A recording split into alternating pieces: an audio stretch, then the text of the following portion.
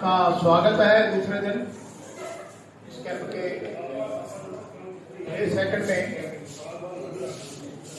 जैसा आपको शेड्यूल दिया गया है, बताया गया था, कल आपका फंडामेंटल लिटरेसी एंड न्यूमेरेसी पर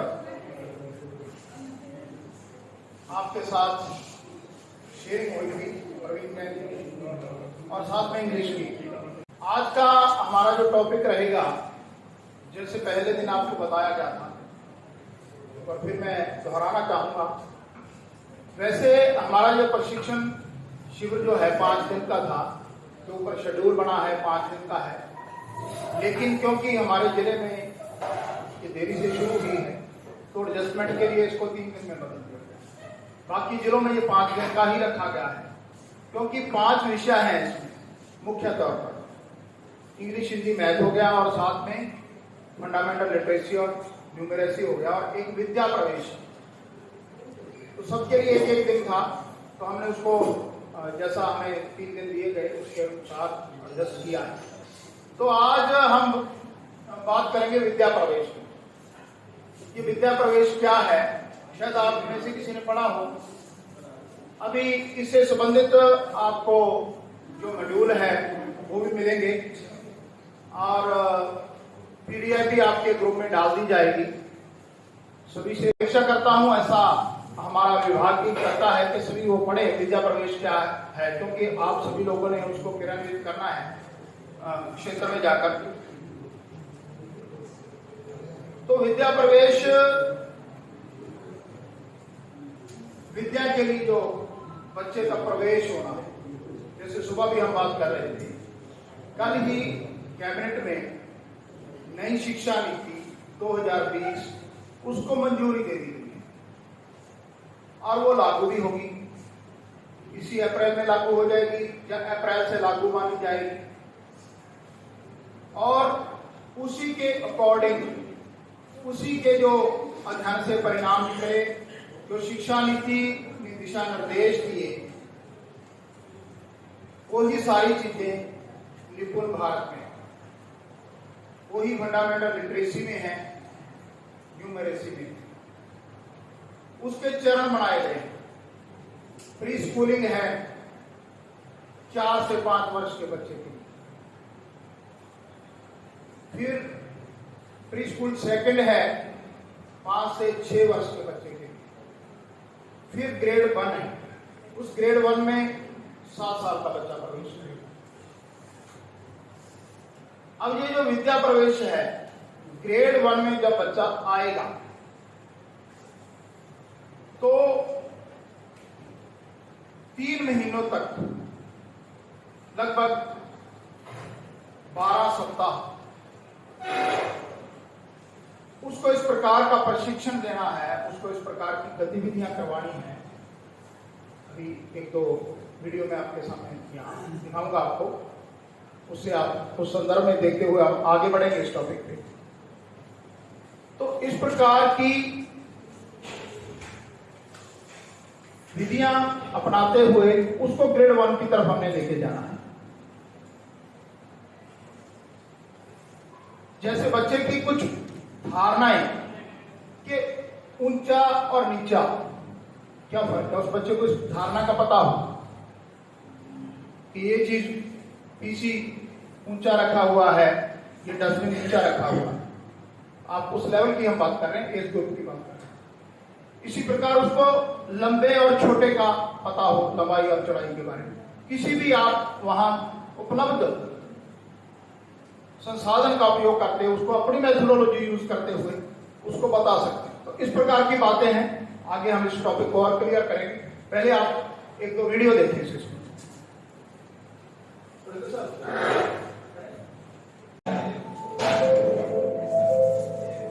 थोड़ा सा इसको आपको ध्यान को देखिए, इसमें आपका प्री टेस्ट भी आएगा, इसमें पोस्ट टेस्ट भी आएगा। तो आप लोग हम सुबह बात कर रहे थे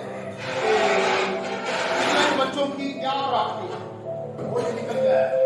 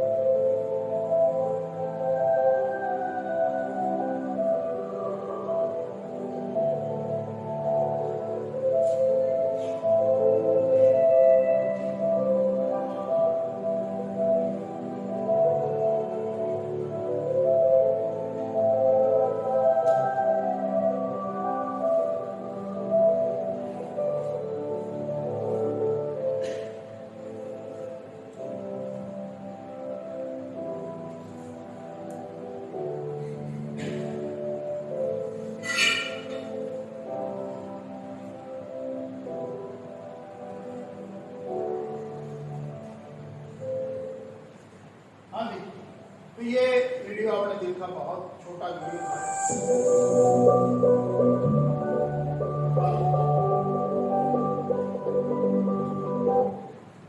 ये वीडियो था जो हम बात कर रहे थे। एक बात सुबह निकल के आई थी कि सर कह रहे थे कि क्लासेस ज़्यादा हैं। एक बात ये आई थी कि सर इसी में वो कह रहे थे कि पढ़ाना तो हमें बहुत ही कम, मैं उन पर प्रशंसा नहीं लगा। तो ये जो बात निकल के आई है, क्या आप इससे समझते हैं, क्या इससे सहमत हैं आप सभी लोग? ये जो यहाँ पर डाटा दिया गया कि इस प्रकार की परिस्थितियां हैं हमारे सामने जन, यहाँ से हम शुरू करें। आपसे मैं आपका विचार चाहूंगा, महेंद्र सर, सभी लोग आप कि क्या हमें लगता है कि ये वीडियो दिखाया गया, इसमें बताया गया कि किस प्रकार से ये धीमी गति से, जैसे हम स्कूल से पढ़ रहे थे, इसको वीडियो है जी जी सर। एक तो फास्ट पढ़ते हैं, एक मीडियम पढ़ते हैं, एक जहाँ तो बिल्कुल स्लो पढ़ते हैं, जहाँ तो पढ़ना नहीं है जी सर। ये चाहे तीसरी क्लास का हो, चाहे फिफ्थ का हो, चाहे नाइन्थ का, 3 ग्रुप है हर एक क्लास में मिलेंगे। Thank you sir. सर ने बताया कि हर एक क्लास में 3 ग्रुप होते हैं, एक फास्ट पढ़ने वाले, एक एवरेज होते हैं, एक स्लो या एक नहीं पढ़ने वाले। तो इस बात पर क्या आप सहमत हैं सभी लोग? हाँ जी मैडम, इस बात से सहमत हम सभी लोग। तो ऐसा ही होता है। तो क्या स्थिति ऐसी बरकरार चलेगी? क्या जो बच्चे फास्ट पढ़ रहे हैं, सिर्फ पढ़ाई पे नहीं बच्चों का अधिकार है, जो स्लो लर्नर हैं या नहीं पढ़ रहे हैं, क्या उन बच्चों को छोड़ दिया जाए? आपके सुझाव चाहूंगा। देखिए मेरे पास जो कंटेंट है वो भी हम शेयर करेंगे हम, लेकिन यहाँ इस बात पर जब तक खुद सहमत आप नहीं होंगे तो कोई भी चीज को हम क्रियान्वित नहीं कर सकते। अदरवाइज तो ये वीडियो आपके ग्रुप में भी आ जाएंगे, वहीं भी देख लेते हैं, आपने पढ़ी होंगी, देखी होंगी, ये कोई नई चीज नहीं। तो मैं तो सिर्फ आप लोगों के ही डिस्कशन से हम यहाँ इस बात पर पहुंचना चाहते हैं कि क्या ये परिस्थिति बदलेगी या शिक्षा ऐसे ही चलेगी चाहे शिक्षा नीति नहीं आ जाए? Sir please. इस बात पे की बात जी बात के बाद जी कि ये जो चीज़ बताई मैंने कि हर एक क्लास में क्लास से लेकर 9th तक 10th तक ये स्किल होगी 3 लोग। मेरा ये जो बड़े बड़े स्कूल हैं, सिस्टम में बड़े बड़े स्कूल हैं जो कड़ावाड़ी में नहीं है, जहाँ शहर में होंगे, जहाँ शहर वगैरह वहाँ भी होंगे, जी सर, एजुकेशन ज़्यादा ज़्यादा है, क्या वहाँ भी एक ऐसी चीज़ नहीं है कि सरकारी स्कूलों की बात कर रहे हैं? नहीं, हम तो सरकारी स्कूलों के नेचुरली जो आंकड़े आए हैं हमारे पास, पूरे देश के आंकड़े, प्राइवेट भी हो सकते हैं, हो सकते हैं, बिल्कुल जी जी।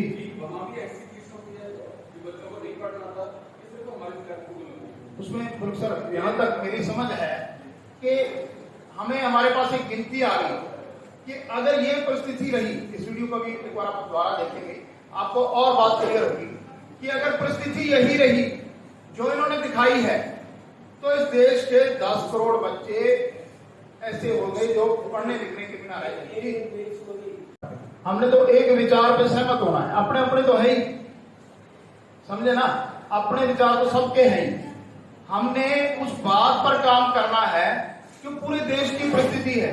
अपने बच्चे के लिए तो हम कर ही लेंगे, वो तो हमारी समस्या है, अपना अपना बेटा है, अपनी बेटी है, उसके लिए तो हम सारे साधन ढूंढते ही हैं, चाहे उसकी काउंसलिंग करानी पड़े, चाहे उसको दवाई दिलानी पड़े, चाहे उसके पास ट्यूशन लगानी पड़े, वो तो पर्सनली तो हम करते हैं। हम बात कर रहे हैं पूरे देश की।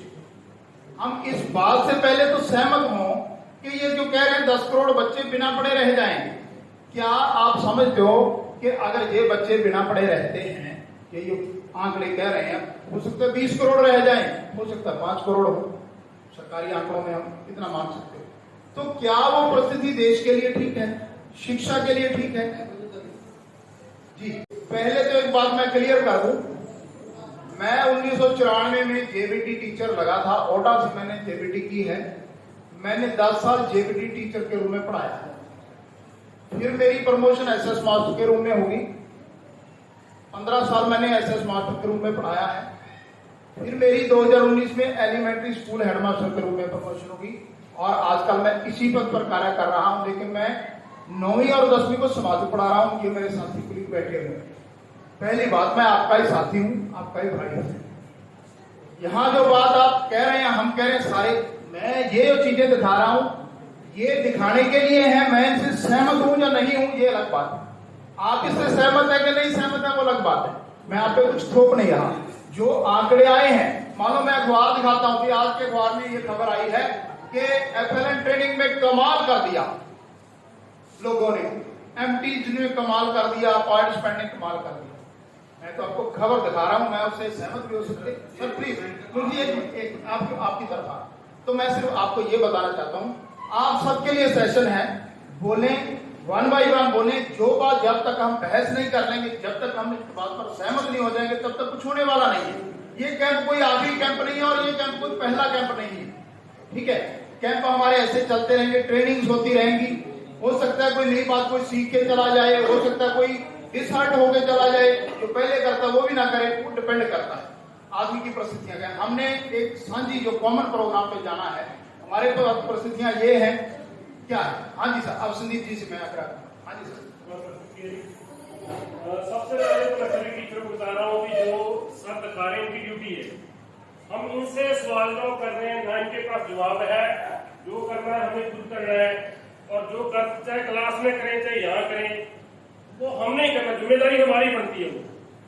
ठीक है, सरकार ने हमें जो सिलेबस दे दिया, ठीक है, वो बच्चों के लेवल का नहीं है। मैथ पढ़ाते हैं जैसे थ्योरी पढ़ा रहे हैं, हालांकि मैथ में कोई दम नहीं है, सभी जानते हैं हमारे पास जो हमारा सिलेबस है। तो लाल जी ने कहा कि हर एक 3 तरह के बच्चे होते हैं, और गुरु जी ने कहा कि क्या ये प्राइवेट स्कूल में भी होते हैं, क्योंकि अपने पास एक ही सेक्शन है, 2 सेक्शन में पता भी कौन से बच्चों क्या आता है। जैसे L0, L1, L2 हमने पीछे सभी छाटा था।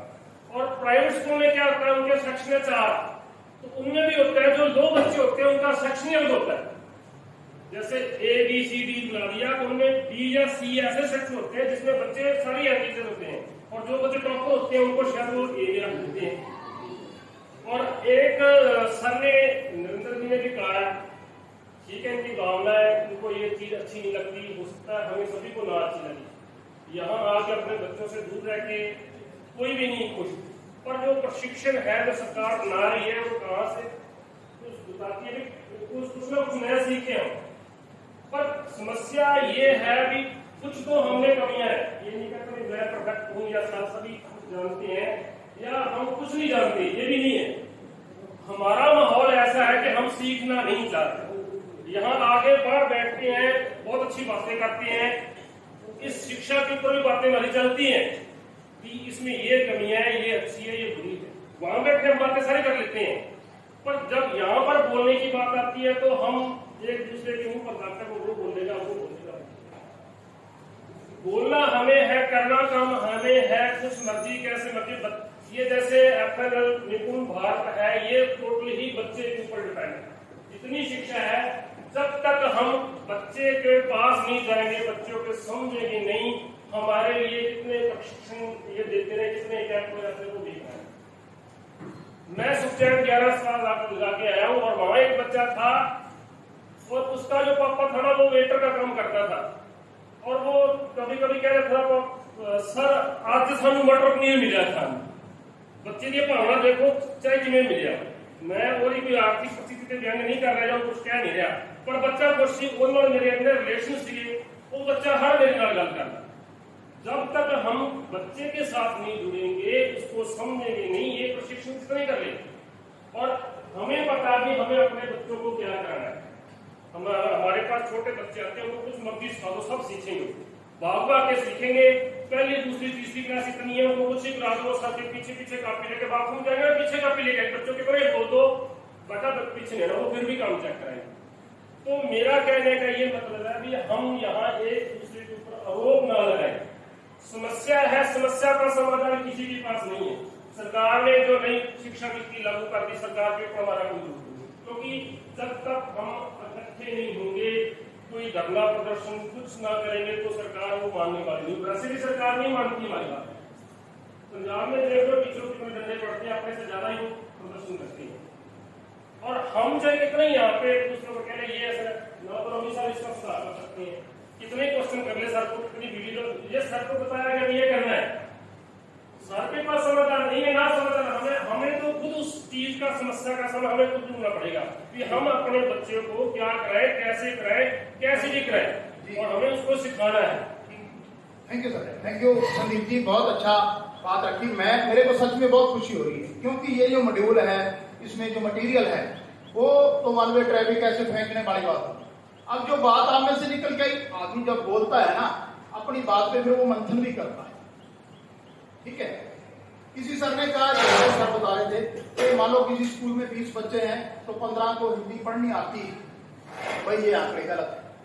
मतलब उनका पक्ष है या उनके हिसाब से, तो अपना पक्ष हो सकता है, अपना परिस्थिति हो सकती है। मैं ये मानता हूं कि सर मान लो सर की क्लास में 30 बच्चे या 20 बच्चे हैं, 15 को हिंदी आती है, ठीक, ये जो लेवल फिक्स किया गया है उतनी हिंदी आती है, 1 मिनट में वो बच्चा सही उच्चारण से 30 शब्द पढ़ लेता है, ठीक है, बहुत अच्छी बात। क्या जिन 5 बच्चों को नहीं आती उन पर हमें काम करना चाहिए कि नहीं?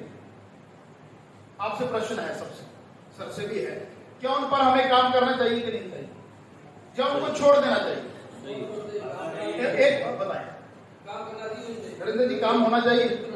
अब उन पे जब तक आप पहले तो ये सोचोगे कि ये 5 बच्चे हैं, ये इनसे कम है, आपका कोई भी पैरामीटर हो सकता है कि ये बच्चे मेरे सफल हैं, ये बच्चे थोड़े पीछे हैं। पैरामीटर आपका ही होगा, जहां आप बैठे हैं वहां के राजा आप हैं, वहां के डॉक्टर आप हैं, वो बच्चे आपके पास पेशेंट हैं, मैं चाहे आपको कितना ही ज्ञान। अब बात आती है कि सबसे पहली हमारी प्राथमिकता यह है कि उन 5 बच्चों को हमने देख लिया, अब उसके बाद उनके उस कष्ट का निवारण करने की बात आती है। उसके लिए हम क्या विधि अपनाते हैं? अगर तो हम इस ट्रैक पे हैं तो इस बात से तो सहमत होंगे आप, इस बात से सहमत है कि नहीं है कि जो बच्चे किसी भी तरीके से पीछे, उनके लिए हमें काम करना चाहिए, क्या उनको छोड़ना चाहिए? देखो, सारे इंटेलिजेंट बच्चे हों तो सारे चाहते हैं। प्राइवेट में स्कूल में क्या है, माँ बाप का भी जोर लगा है, बच्चों के पास साधन भी सारे हैं, कोई फंक्शन होना है, ले आओ ड्रेस, 4000 रुपये जमा करो, 2000। वहां तो रेडीमेड चीजें हैं, वहां तो पढ़ाने वाले टीचर को नेचुरल नहीं पता, चैलेंजिंग तो हमारे लिए है। तो मैं बीच बीच में अपनी बात रखता रहूंगा, आपके भी सुझाव आमंत्रित हैं, आपकी बात भी जरूर होनी चाहिए। हमने तो इस बात पे सहमत होना है कि जो परिस्थिति यहां दिखाई गई है, ये पूरे देश की दिखाई गई है, ये कुछ भी हो सकती है। आपके विद्यालय की क्या है, जिस क्लास को, जिन बच्चों को आप पढ़ा रहे हैं, उनकी परिस्थिति क्या है। जब कोई पैरामीटर फिक्स करता है, चाहे वो सक्षम का एग्जाम हो, चाहे वो LLA हो, चाहे वो अफसर ऐप पे हो, वहां आपको क्या दिक्कत आती है, तो हमारे पास साधन क्या है? देखिए, एक्सक्यूज, जो काम आप करते हैं मैं भी करता हूं, जहां दिक्कतें आती हैं, क्योंकि कुछ चीजें हैं कि नौकर की नकरा की करने भी पैते हैं, क्योंकि कई बार होता क्या है, हमारी परफॉर्मेंस को रिजल्ट के साथ जोड़ा जाता है। अगर ऐसा हो जाए कि आप पर कोई टेंशन नहीं, जो सारी क्लास फेल हो, आप शुरू करो काम करना, आपके ACR में कोई मेंशन नहीं, ठीक है, कोई आपको बुलाएगा नहीं। अभी 10वीं का एग्जाम होगा हमारे स्कूल में भी, मेरे जाने से पहले वहां 46 में से कुछ 4 बच्चे पास हुए, उनको कुछ क्षेत्र हमारे महोदय ने बुलाया, DO साहब ने अलग से क्लास लगाई, तो नेचुरली शाम दाम तो बड़ा काम सारे करते हैं, वो तो चलो एग्जाम की बात है, लेकिन उससे पहले अब नया वर्ष शुरू होने वाला है, कोई ना कोई स्ट्रेटेजी हमारी होनी चाहिए, उसकी फिर करना चाहते हैं उसके लिए बात। तो मैं इसी बात पर जाते हुए, क्योंकि एक तो थोड़ा सा दिमाग में ये रखना कि हमारा ये जो टॉपिक है, पूरा ट्रेनिंग जो है वो फिलहाल 3री क्लास के बच्चों तक, ठीक है। यहां जो बात कही जाती है आपको कितनी पसंद आती है नहीं आती, लेकिन आगे 9वीं में 10वीं में क्या हो रहा है उसको हम संदर्भ के रूप में प्रस्तुत जरूर कर सकते हैं। 8वीं तक कई लोग ये भी कहते हैं कि RTE आ गई तो RTE ने बेड़ा गर्क कर दिया। बहुत सारे टीचर ऐसे हैं जब पेपर ही नहीं होते तो हम क्या करें, लेकिन मेरा सुझाव ये है कि आपको पेपर लेने से मना किसने किया? क्या हम एक कलम और कागज पर पेपर करने को ही पेपर मानते हैं? क्या परीक्षा किसी को कहते हैं कि पेपर लेके बच्चे को बैठा दिया गया 4-5 फुट की दूरी पे, उसको हमने कुछ प्रश्न दे दिए, क्या वही पेपर है? कोई दूसरा फॉर्मेट नहीं हो सकता? आपसे मैं इस बारे में जानना चाहता हूं। तो बहुत सारे लोगों का ये था, मैं ये नहीं कहता वो गलत कहते हैं कि आरटी ने बेड़ा गर्क कर दिया। हो सकता है सरकारों तक बात पहुंची हो, लोकतंत्र है। अब पिछले बार बात चली थी कि 8वीं का बोर्ड बनेगा, पंजाब में 5वीं और 8वीं के बोर्ड के पेपर होते हैं, हमारे भी होते हैं। अभी नई शिक्षा नीति आई है, उसमें 10वीं का बोर्ड भी खत्म है। हो सकता है कोई बताने वाला हो, शिक्षाविद ऐसे हों, विचारक ऐसे हों जो अपनी बात रखते हैं। तो ये सुझाव आपके सही हैं, नीतियां गलत हो सकती हैं, आंकड़े गलत हो सकते हैं, लेकिन जो यथास्थिति है, जो वास्तविक परिस्थिति है आप अपने विद्यालय की, उसके लिए हम यहाँ से क्या ग्रहण कर पाते हैं, ये हमारा केंद्र बिंदु होना चाहिए, ये हमारा फोकस। ठीक है सर? तो इस विषय पर और कोई सुझाव सबके आमंत्रित है। मैं किसी से नाराज नहीं हूं, मेरे को कोई आक्रोश नहीं है। नरेंद्र जी बोले, मुझे बहुत अच्छा लगा, क्योंकि बोलने वाला चाहिए। हमारी बैटरी बोल बोल के चली जाती है, तो आप आए बोलने, बहुत अच्छी बात है। सर ने कहा, क्योंकि जो आदमी पढ़ाता भी है और उसके बच्चे ठीक है वो तो कहेगा ही, लेकिन ये आंकड़े पूरे देश में, हो सकता है किसी एक क्षेत्र के हों। देखिए मेरे को नहीं पता वो वीडियो सच्ची है या झूठी है, वो बिहार की या उत्तर प्रदेश की दिखाते हैं, है ना? वो ऐसे करके अंग्रेजी कोई मैडम पढ़ा रही है या कोई टीचर पढ़ा रहे हैं, वो कहते पता नहीं, तो वो कम क्वालिफाइड है, वो गलत प्रोनाउंसिएशन ही करते हैं, देखा होगा आपने। तो हो सकता है उस क्षेत्र में ज्यादा बच्चे हों, मान लो 50 बच्चे हैं क्लास में, 50 कोई ना आता। हरियाणा की स्थिति अच्छी हो सकती है, केरल की अच्छी है, नेचुरली केरल में तो हम नहीं उस आंकड़ों को, तो केरल भी भारत में ही ना। तो इस प्रकार मेरे अनुसार जो मैंने असेसमेंट की है, तो ये आंकड़े देश के हैं। बाकी आंकड़े भेजने वाला कौन है, कैसे जाते हैं, वो तो हम भी आंकड़े भेजते हैं, आप सबको भी पता है वो डिपेंड क्या करता है। चलो, तो और कोई साहब बोलना चाहेगा इस पे? 1 साल पहले सक्षम हुआ है अपना डिग्री